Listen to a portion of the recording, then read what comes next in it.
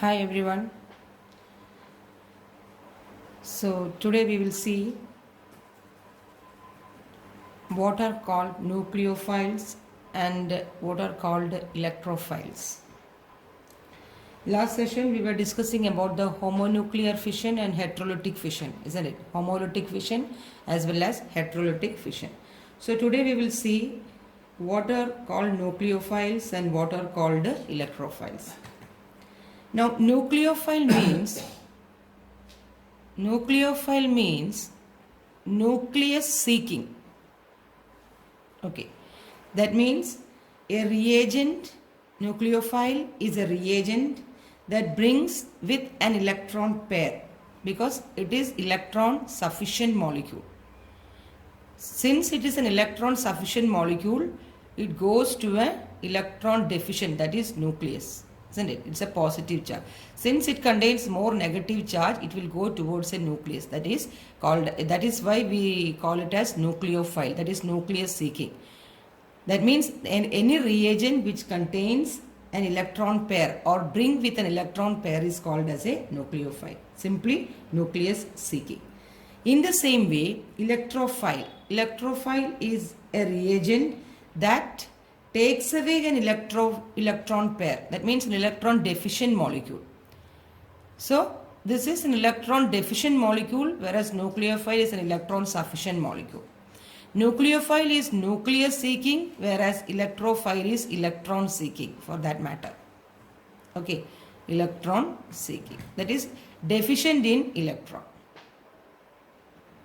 Clear? Okay.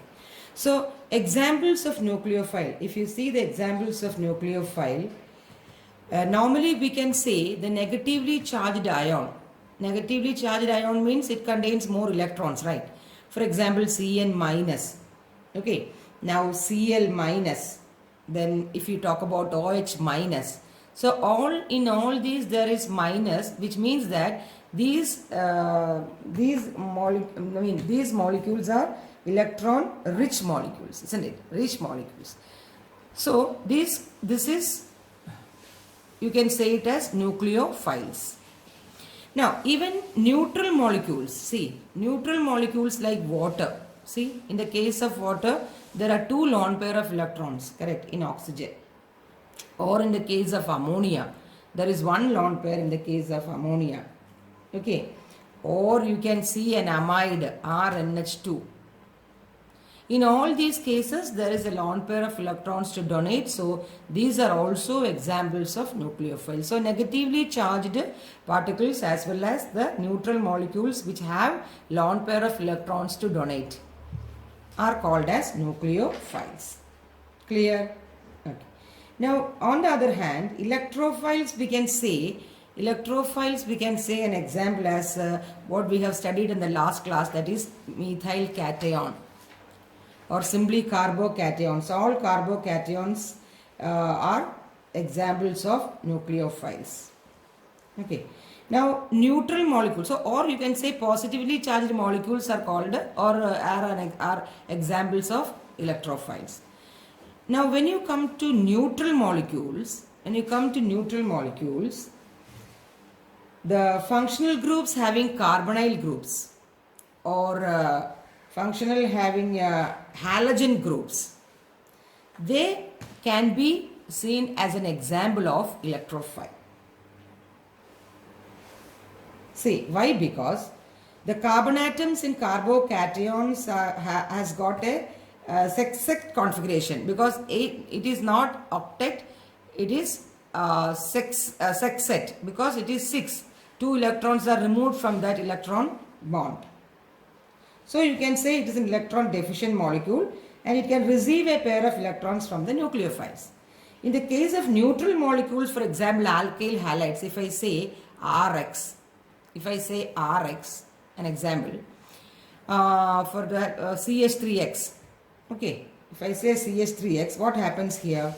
In the neutral molecules, what happens is, due to the polarity of the CX bond, you know, for example, if I say CH3Cl, the Cl is more electron negative than the carbon. So electrons are shifted towards this chloride to form a delta negative charge, and this is a positive charge, correct?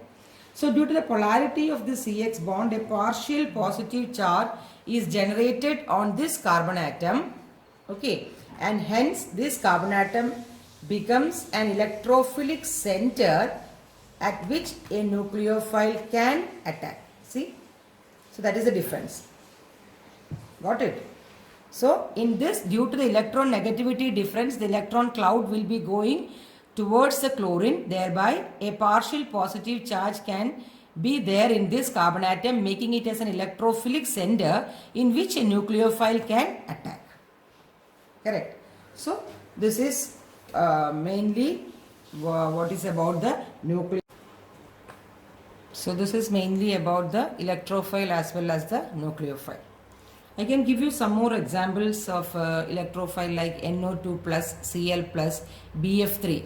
See, BF3 is an electron deficient molecule, Lewis acid. In the same way, nucleophile, it is SH, thiol.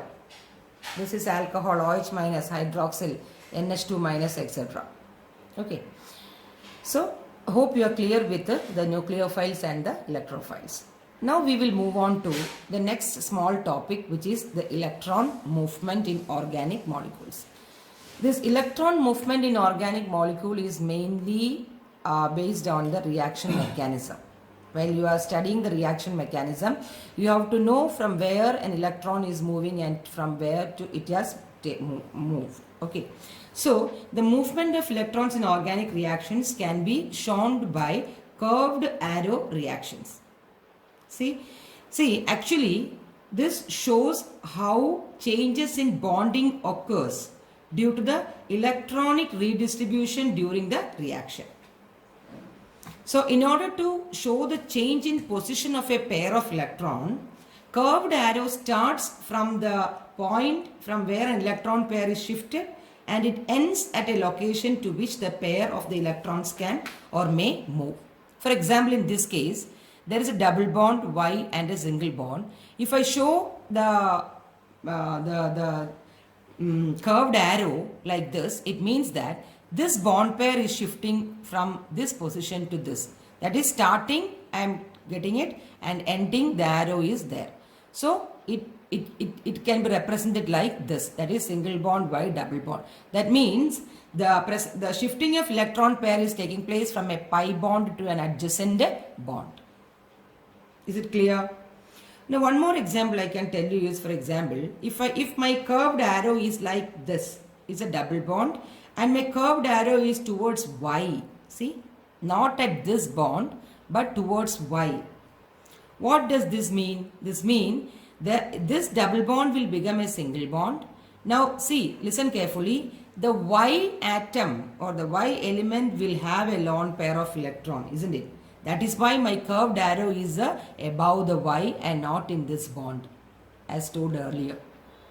So this is from a pi bond to not adjacent bond, but pi bond to adjacent atom. Clear? Pi bond to adjacent atom. Now one more example I can show you is, for example, the same thing. If there is a lone pair in the Y, and if my arrow goes like this, what does that mean? This means Y and double bond. That is from this atom to adjacent bond. See?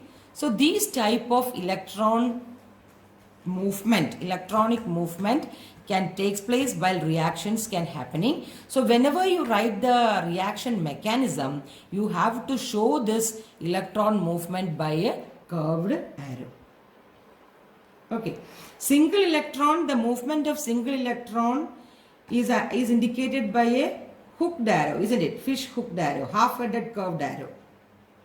But if you want to show a pair of electrons movement, you have to give a fully curved arrow. Clear? Is it clear? Okay.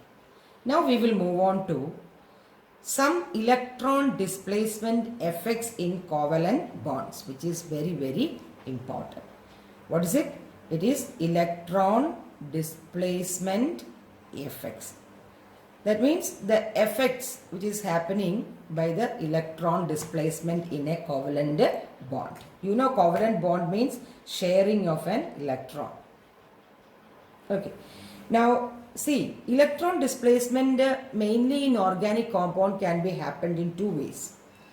One is it can take place either in the ground state, okay, under the influence of an atom or a group, or it can take place in the presence of an appropriate attacking reagent that we have seen in the last session. The electron displacement due to the influence of atom in a molecule is called as permanent polarization. So it can be classified as permanent polarization. That is, the electron displacement is taking place due to the influence of an atom present in the molecule, the same molecule. That you can call it as a permanent polarization. Okay, the examples of permanent polarization is I effect, inductive effect, or resonance effect, R effect. So these comes under the examples of permanent polarization. Now, what is temporary electron displacement or temporary polarization? Temporary polarization means it is seen only when an attacking reagent is, when an appropriate attacking reagent, only in the presence of an appropriate attacking reagent. So temporary electron displacement can be seen in a molecule when a reagent approaches to attack it. So that is called as not temporary polarizability, it is called as electromeric effect. So these are some of the terms which you have to study. Electromeric effect or simply polarizability effect, that is temporary. So hope you are clear with the electron displacement effect. One is there can be a permanent polarization, that means happening within the molecule, the electron displacement. Second is only in presence of a attacking reagent. Attacking reagent, what happens? The electron displacement happens. So that we call it as electromeric effect or polarizability effect. Clear? Now we will move on to one by one this electron displacement effect. The first one is called as inductive effect. What is it? Inductive effect. Inductive effect, as I told you, is a permanent polarizing effect, isn't it? Inductive effect is called as a permanent polarizing effect. Okay, so now we will see what is inductive effect. What is inductive effect? Okay, so inductive effect is, you know, now it is a permanent polarizing effect. Okay, see, inductive effect is nothing but when a covalent bond is formed between the atoms of different electronegativity. Different electronegativity means if I say Rx, X is a halogen, halogen is more electronegative than R or carbon. Or simply I can give an example, CH3Cl. What happens? The electron density, see, this is a covalent bond, right? This is a covalent bond. So this means it is a pair of electron, what we have seen earlier. So this electron pair or electron density will move towards the more electronegative chlorine atom of the bond. See? Got it? Now such a shift of electron density will result in, as you have studied, polar covalent bond. Isn't it? So this is called as a polar covalent bond. So when this covalent bond is formed between atoms of different electronegativity, what happens? The electron density will move towards the more electronegative atom, making this bond, covalent bond, polar. Now this bond polarity, what we are talking about, this bond polarity leads to the various electronic effects in the organic compound. See? So this is the funda behind the electron displacement or electronic effects in organic compounds. So first we will take an example to show how inductive effect takes place. Now we will take the example as chloroethane, that is CH3 CH2Cl. Instead of CH3Cl, I have taken one more carbon, CH3Cl, CH2Cl. Now in this compound, you know, this bond is a polar covalent bond because chlorine is being more electronegative than the carbon atom. Clear? Now what happens in such case? Bond polarity happens. Great. Now due to this bond polarity or polarization happens, or the shift in electron happens, the electron pair happens towards chlorine being more electronegative, what happens? This gets polarized in such a way that, see, I will number this carbon as 1 and 2. Okay. So this gets polarized in such a way that this carbon 1 gains some positive charge and the chlorine will gain some negative charge, isn't it? Because this electron pair is shifted or moved towards the more electronegative chlorine, which is having a small negative charge. So in order to consider this small negative charge, we will put like delta minus or delta plus. See? So the chlorine will attain a negative charge, which we will say it as delta negative, and the adjacent carbon will have or will influence a delta positive charge due to this polarity or the bond polarity or the polarization happening in this polar covalent bond. Is it clear? Okay. Now, the fractional electronic charge on the two atoms in this polar covalent bond are denoted by the symbol, what I said is delta. And the shift of electron density is shown by this arrow. Clear? Okay. Now listen, this has happened. This polarity or the bond polarity happened. Now what happens is, this carbon has got a positive charge, correct? Delta, very small, delta partial positive charge. Now what this carbon will do? This carbon will draw some electron density towards it from the adjacent carbon atom. See, from the adjacent carbon-carbon bond, it will draw some electron, because this is electron deficient. Because here the electron density move towards the chlorine atom. So what this carbon will do? This carbon will tend to draw some negative or electrons from the other carbon, next adjacent carbon-carbon bond. See, like this. I am getting this arrow and making this more positive. So that we can say delta delta positive. Very fraction positive charge will be developed in this carbon atom, because the first carbon atom is tending to direct the electron or pull the electron towards its from this carbon atom. And like this it happens. If there is a long chain, it happens like towards the end terminal carbon atom. So the carbon 2 will also get a delta delta positive as compared to the carbon 1.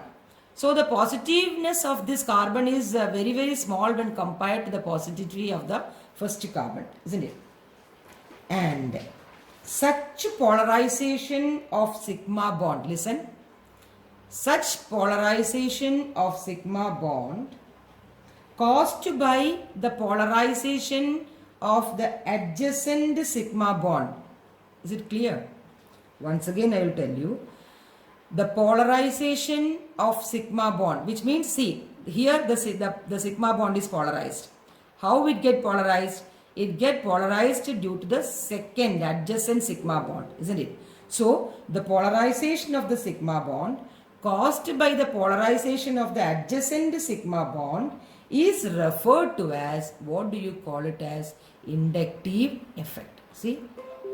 So what is inductive effect? Inductive effect means the polarization which is caused by the sigma bond, as a result of the polarization caused by the adjacent sigma bond, is what is called as the inductive effect.